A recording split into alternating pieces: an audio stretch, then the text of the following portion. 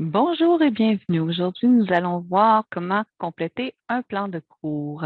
Le plan de cours, c'est un plan qui est déjà fourni par l'école, qui est ni plus ni moins qu'une copie du programme d'études.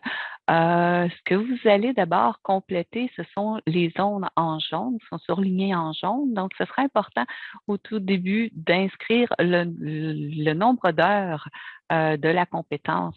Faites attention, le nombre d'heures n'est pas le nombre d'heures qui est écrit dans le programme d'études, mais bien le nombre d'heures que vous allez vraiment enseigner parce que chaque école va retirer les heures de récupération pour chacun des compétences. Donc, c'est important d'écrire vraiment le nombre d'heures réelles. Par la suite, vous allez inscrire les dates. C'est important d'inscrire tant les dates de début que la date de fin. Donc, allez voir dans votre horaire pour savoir vraiment la date de fin pour situer l'élève. C'est important d'écrire le numéro du groupe aussi.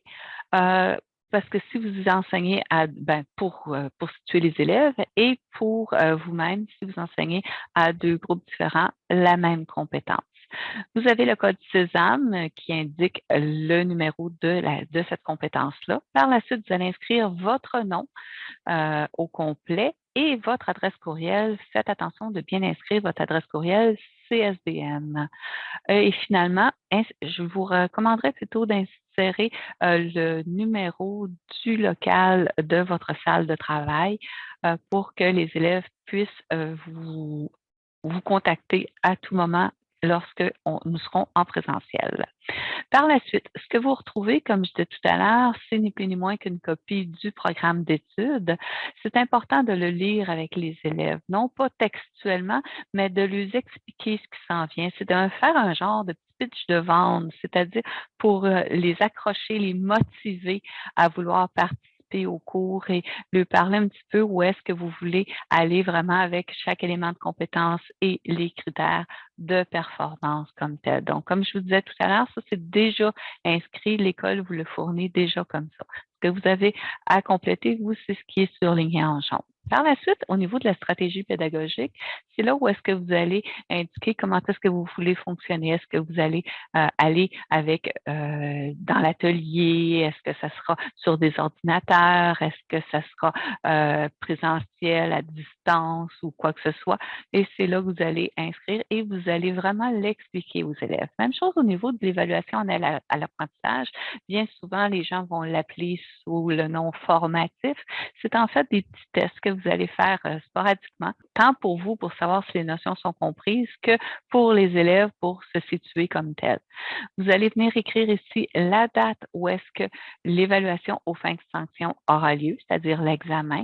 Quel type d'épreuve est-ce? Est-ce que c'est théorique? Est-ce que c'est pratique ou les particularités qui peuvent s'y trouver? La durée et bien sûr le seuil de réussite, combien de points on a besoin pour pouvoir passer l'évaluation de fin de sanction. Finalement, on termine avec la section exigences et consignes particulières. C'est très important ici d'aller mettre vos exigences et consignes particulières. C'est votre gestion de classe qui est là. Donc, ce ne sont pas les exigences ni les consignes qui ont lieu dans le code de vie de l'école. C'est vraiment les choses propres à vous. Quand vous êtes dans votre classe, c'est comme si vous étiez le patron de cette entreprise-là, ni plus ni moins.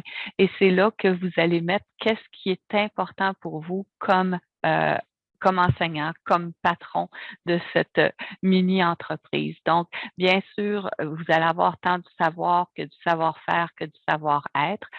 Dans le savoir-être, c'est sûr qu'on leur demande toujours que l'attitude professionnelle du métier doit être de rigueur dans la classe, que vous exigez absolument que tout ce qui est dans le métier euh, soit chose faite dans la classe. Par la suite, c'est des choses plus particulières par rapport à ce que vous enseignez. Donc, par exemple, ici, que c'est en secrétariat qu'on demandait de faire du doigté.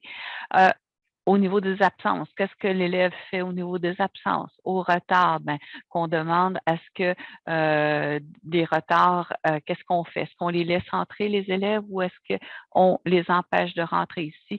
On parle qu'on demande que les élèves entrent même en retard et des mesures seront prises à cet effet si les retards persistent. Même chose pour les pauses, pour éviter de perturber le groupe. On demande que tous les remplissages de bouteilles d'eau, de toilettes ou quoi que ce soit soient faits durant les pauses pour éviter le va-et-vient dans les classes. Téléphone cellulaire, à distance, que les écrans soient ouverts. Donc, c'est des on ne vous demande pas d'écrire exactement ça comme exigence et consigne particulière, mais ce qu'on voulait faire, c'était vous donner des idées.